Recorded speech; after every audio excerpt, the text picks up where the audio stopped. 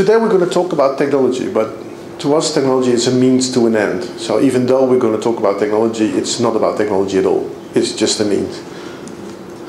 I'm not here to get alone. I'm here with my wife, Beata. We're together for 7 years doing projects, which is both a good and a bad thing. I mean, in all good marriages there are discussions, and that's how we learn a dialogue between ourselves, and we use this sort of training that we have among ourselves also in the classroom. So basically everything starts from private and less so private, but also professional communication. And basically the reason why we do this is we think that you're a whole person. You're never just a specialist, or you're never just a technician. You're always as a person somewhere. And that is basically, I think, the essence of what we try to do, is we see education as a private thing, not a public thing. So if you're in a classroom, you're not there in the role of a teacher, you're there as a responsible adult, being you. And this is how we also use technology. We don't use technology as a gimmick, we use it as a part of our identity. So basically our most important topic is identity. We did a lot of things together, which is nice. I'll spare you that. I would like to ask for a video, and the reason the video is there, and I'm going to talk through it, it's a registration of a game we made. We started out making games, augmented reality games, and rather than explaining with high-end definitions what augmented reality is, it's easier to show it, because it's visual. So as you can see, this is me with more hair and a bit younger. And the marker I'm holding is a signal to the system to react. So every time you see there's a question, there's multiple choice answers, and I give an answer by means of a marker. You could also click just A, B, C, or D, but that would be less fun. And then instantly the game reacts. And what you can do by this is you have really an interactive questionnaire. And what we try to do is get the attention of children because of this. Because if you just give them a questionnaire, they're bored stiff. Here they're not so stupid that they think this is not a questionnaire, but it's a fun questionnaire. So at least they have the ability to pretend this is going to be fun, and then when they see all the strange images arriving at the screen, they start to be intrigued, because the images are non-moralistic. We especially did that. It's not to train them to give a good answer. The images are there to confuse them. And the reason why we want to confuse them is because then the teacher has the role to deconfuse them, to have a conversation with them. So basically this is a game, but there are more games, about what you do on the internet. So it ranges from very basic stuff like, do you read terms of agreement, but also, can you fall in love with somebody online you never met before? Or if a friend lies to you online about his age, would you defriend him? And basically it's a way to start a conversation about a very hard subject. So this is a way to open up, in a fun way, a very hard subject. We got quite a few of those hard subjects. We also did something for the lack of willingness to do sports, for instance. We also did about profiling. And what we found out is, this is rather chaotic. And this is what kids love until like 11 years old. They love it. The more chaos, the better. The more things that are flashy, that are moving, that are weird, they love it. And from the moment they get 12 or 13, they feel they're too responsible, too adult for this. And they want organized images. They want more Mondrian-like, you know, cube-like information. They want it organized, it should look professional and real. So this is interesting that we found out that kids' aesthetics sort of change at the age of 12. And this is also, you could say, a method that we use by trying. We don't start with preconceptions, we don't start with knowing how it's going to be. We try out stuff with our assumptions. You get complete chaos, cats falling down and whatever. And the idea is in the end that, of course, there is no way you can win this game. And the theory behind this is, in the 70s there was a theory, psychological theory called OSA, Objective Self-Assessment. And basically it's about, if you look in a mirror, you get a shock. Because we got great images of ourselves in our head, and then you look in the mirror and it's never what you expect it to be. And it's never better. So because it's not better, you fall into a shock, you're disappointed by yourself, and the only reason to survive this is to go into conformism. So then you're going to do your old selfies in the same way, because at least you look the same as all the other people. Or you do your hair in the same way, or whatever. There's only one but. If you do something that you cannot do right, like this game, you can't win it, it's just chaos. What happens then is you start to hate the thing that doesn't work, which is the game. So for us it was a way to trigger a reflection on technology. Because this is a game you can't win, it's just strange. And we wanted kids to feel uncomfortable with technology for the first time in their lives. Because normally they take it for granted. It's like water from the tap. And now all of a sudden the technology is irritating them. So that's what we try to do. We try to have, on the one hand, we call it a constructional confrontation, and we use technology for that. Augmented reality is very nice for it because, like you see, I was in the frame, but normally it's not me, it's a kid or a teacher. So you always are sort of augmenting your own portrait in this game. And it's a way of creating self-reflection, but also the game reflects in a very strange way on who you are, on your identity, by adding random stuff. Not completely random, but rather random. What happens if you play the game? When we first created it, it was in 2010. 2011 we first tested it. We didn't know what to expect, so we went into a classroom and we were just like a big premiere of a movie, but you don't know if the audience runs away screaming. And what happened is, already in the discussion before, kids were so excited that they're going to see new technology that they've never seen before, that they already started opening up. But they started opening up to a point that there was in a class in north of Holland, and there was this sort of atmosphere that anything, you can say anything after like 10 minutes of discussion. So after like 11 minutes of discussion, there was this girl, 10, 11 years old, but already looking like a little woman. She said, you know, I'm not meeting men on the internet anymore in real life. And then everybody was in shock. So you open up a box of Pandora by means of technology, because kids really open up in that way, much more than we expected. And that was the first time. We had kids talking about their sexual fantasies online, non-triggered by us. There was no question about that in the game.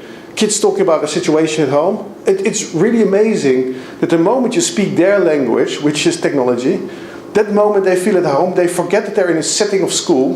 They're just in a private setting then, and they talk as private kids. Which means that you have to be able to deal with it. So I thought a few times I'll go to jail, but still here, so it's okay. Extreme openness is one thing, but also they're completely engaged.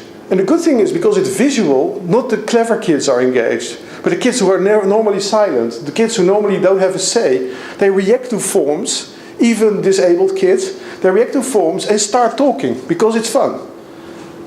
Also what happens is, both it's light and serious. Like I said, it's jokey, but on the other hand, you get very serious stories. So it's didactically, it's an enormous challenge to react to that. And the last thing is bonding. Kids want to be adopted afterwards, which is a bit of a hassle, because, you know, there's only so many kids you can adopt. But what is the fun part of it is, kids really then look for us on the internet, on Facebook, for instance, and just connect with us after 45 minutes of playing a game, that's all. Because I really feel they shared something profoundly together. Well, this sounds like, well, it happens every time, that's true, but it also sounds like this solves everything. And then by chance, we had one teacher not having her day, and she was using very traditional methods of didactics. She was sending information, like how good it is to close up your online profile, and you should have a log. Could we all create a log? Created logs. And everybody was just following orders, and the game didn't change that. It was just another thing. It didn't mean a thing in the game, in the lesson. So what we found out is technology only works, we found it out later on a few more times, only works with the right didactics. That is, if you are interactive with the other kids, and I say the other kids because in a way you're sort of equal, not equal in intellectual capacity or in age, because that would be silly, but you're equal in the way of respect. You respect each other's opinion. And the moment they start feeling that, they open up. And the game is just a pathway to opening up. It's just, you know, your opening way of getting to be in contact with the class. But the real thing is you. If you are not opening up, technology will never help you. It's just a gimmick, and it will look funny and flashy. Nothing really will happen. Why does it happen? Well, first of all, I don't know if you're aware of the ELIZA effect. In the 70s, there was a first attempt to create artificial intelligence in a very, well, let's say unsubtle way. So the ELIZA program was like a social, psychological program which you could use to tell your problem to, and the program would ask you, so tell me more. But it was nothing more than it repeated your sentence and then it said, so tell me more. The students who created the program knew that it was fake because they created it, they knew it. Still, they asked for private time with the program because the program understood them, even though they knew it was fake. And they were fighting for it. So basically, they thought the technology understood them better than their colleagues did, then their parents did. So there's something weird about technology since then. And we found it also in our own surveys when we asked kids, what do you need to open up to an adult? They give you a long list of recommendations and you will never be able to follow up on those. And then we asked them, what do you need to open up online? Internet connection, maybe a good app. That's it. So kids are basically trustful of technology, like we were in the 70s and 80s, but now technology has become so complicated that we don't feel trustful anymore because we just don't understand it. But kids don't have that blockade yet. They will have in 10 years' time when there's completely new technology. The second thing is we use interactive didactics. That sounds easier than it is, because basically what you do within all the fun, you also try to assess all the time what the level of the class is. How far are they going with their knowledge? How far are they experienced? So basically it's a questionnaire to have a diagnosis, but the diagnosis means very active checking all the time. So it's not just, fun and let's see what happens. It's like the most active tool of diagnosis that you could ever use. Group engagements, which means it was designed, to tell you honestly, for private use. We thought kids would use it individually. And then some educators said, let's try it out in the classroom. And what happens in the classroom is, not every kid has to be engaged all the time. So they choose themselves when to be engaged. And this is one of the big secrets of youth communication. Kids want to be in control when they say something. That's why they love chatting, because then you can just not react or react later. And with real-time conversations, you have to react, you have to be spontaneous. And if there's something they hate in the classroom or outside the classroom, it's being spontaneous, we found out. It's the long talks. So what happens is, if you do it in a group, different groups and different individuals will engage. It's a visual transfer of information. Kids love visuals, simply love them. And it fits youngster fragmentation. I want to end with that one. This is maybe the weirdest thing we found. What happens in the game is every 2 minutes something's happening. There's a new question, there's a new visual, there are cats falling down, there is whatever. Something happens. But this is our theory of our youngsters, what's going on. On the one hand, you've got a lot of external factors that make everything too short to understand. So if you look at media, you only get headlines, but you never understand what's going on. If you look at politicians, they give you very nice slogans, but they never tell you really what's going on. So you get a lot of short information. Same on the internet. You get memes, you get trolling, you get whatever you want, you get short messages, but there is no substance behind it. So kids are not getting a sort of framework to understand the world with. There's no cognitive framework. If we leave all that aside, they also do not help themselves by some of the things they do. And the first thing that is the major changer in this world is the mobile phone. Kids can leave their mobile phone alone for a maximum of 2 minutes if they're in a controlled setting with somebody watching them, but nobody's hindering them. There were tests done in the States by a few professors, and one of them was, Professor Rosen said, you all sit down, or you sit down, was on an individual basis. He was wearing a white coat to be more serious, of course. He said, you do your homework, it's very important, it's of the utmost important. You can have your mobile phone next to you, but please don't touch it. 2 minutes, everybody was touching it. So it means that if you're a teacher and you have more attention in the classroom for more than 2 minutes, you're a brilliant teacher, because it means they're already crossing a line that they would never cross for themselves. So that's takeaway number one. But the problem is, they multitask at the same time with the phone, which means their brain is engaged in several activities. Well, our brain was not built for that. So the problem with that is, even if you do a task, you need 15 minutes to refocus. The average time between two activities for kids is between 10 seconds and 2 minutes. So it means there's no time to refocus. But they never end anything. It's just doing stuff and then doing the next stuff. And our brain has a major dysfunction in this respect. When we start something new, our brain assumes that the other thing is done, so it gives us dopamine. So basically we get very happy by changing subjects, by changing topics, by changing anything, because we think, yay, we did something right. But in the end we didn't do anything. The only thing we did is we changed our activity and we get rewarded for it. So we never feel that in the end we didn't finish because we're happy. But this is very tiresome. And what happens next is you get a very short attention span, like I said, 2 minutes, because then the mobile phone takes over. If you're lucky, if we're really engaging with games, you can do it 40 minutes, and then everybody, wants to hand out Nobel Prizes because you overdid it. It's too much. But there's a big problem involved. If you look at how kids, like their memory functions, if you look at us, basically how we were built, animals have the very simple function. They look at reality and they could keep all the impressions together for like 3 minutes. And then the next phase starts. So they never build like their own personalities in a conscious way. Of course, in a subconscious way it happens, but not in a conscious way. We are able to create out of these little fragments, we are able to create a semantic sort of being, semantic ego, semantic identity. So this is like our identity that we use to understand the world. The problem is if you only look at something for a short time and then again and again and again, there is no film. They are just unconnected pictures.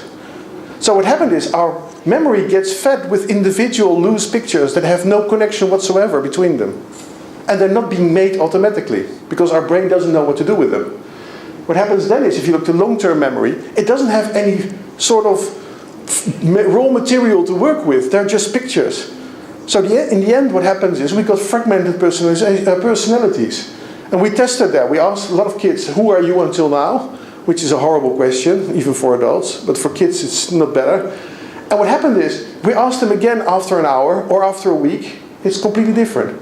Maybe 10-20% have some consistency, but it's on the level like, I already told you, I like playing guitar. Cool. You really take 12 years of, really good thinking to get to that answer. So there is a fragmented identity, which has a real problem in itself, because it means that we don't have logical thinking as a normal option anymore. As such as we had like 50 years ago, 40 years ago.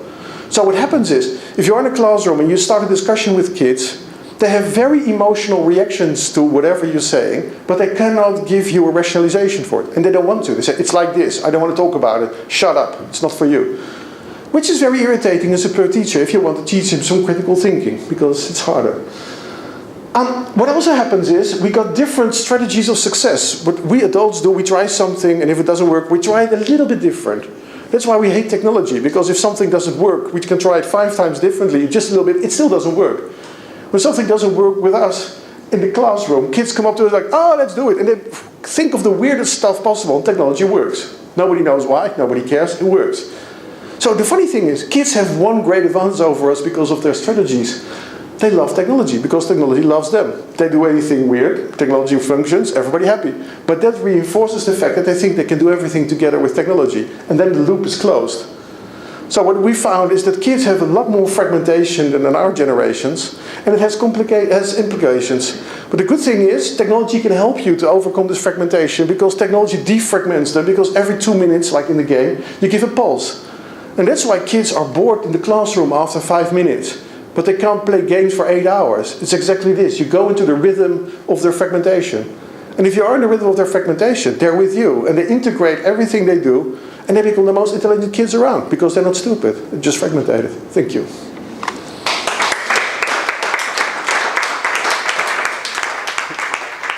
Are you currently dealing with the generations of kids, yes, for whom the technology is absolute necessary? Yes. And the second part is, when you go from one border to another, one country to another country, do you see any differences among these kids?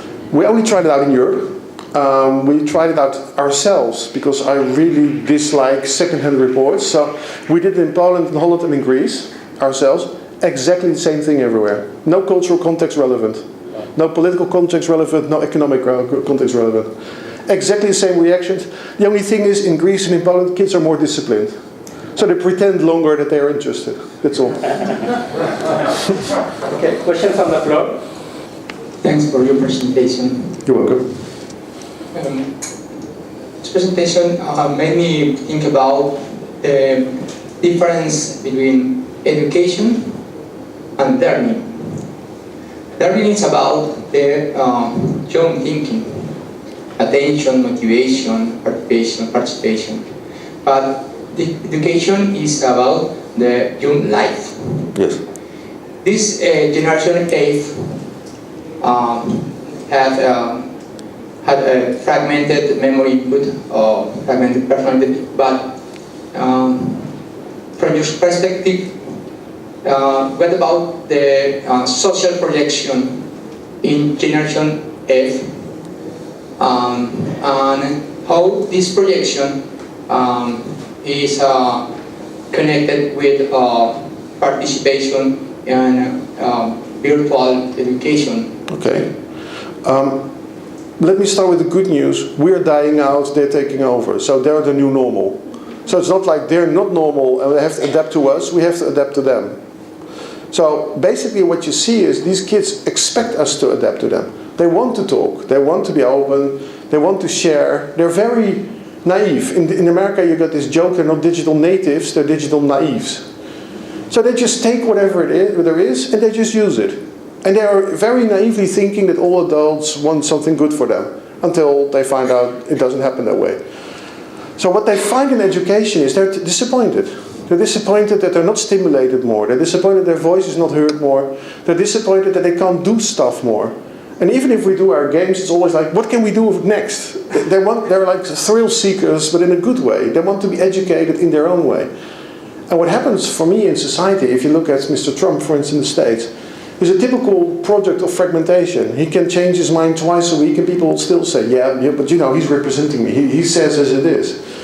This is the downside of it, that there is no narrative. So everybody with a dominant narrative who is just saying like it is, because it's opposite to what the elite says, has a chance.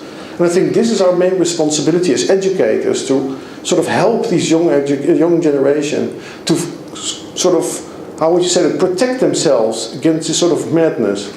They should be able to have a sort of backbone or a background of moral standing to be able to survive this world. And if we don't do that, we fall into fragmentation and somebody will integrate it for us. So if education has any purpose at all for me, it's not to learn math, it's not to learn science. They can do that online even. If they really want to, they can do it themselves. It's to give them a moral backbone. I hope it answers your question. Thank you. Thank you for your presentation.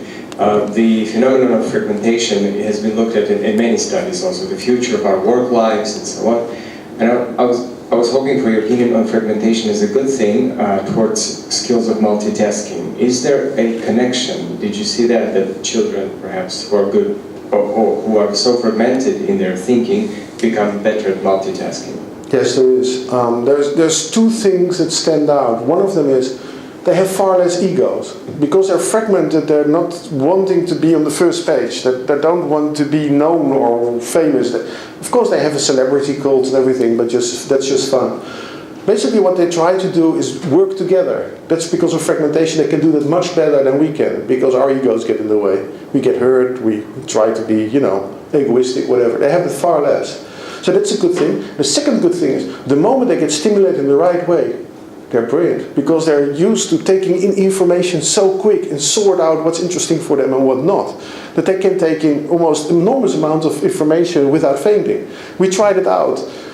In a different experiment, we showed them how profiling works, so how you are seen as you on the internet by commercial companies and by the authorities, and how you're being interpreted. And this was about them, so they started to be interested.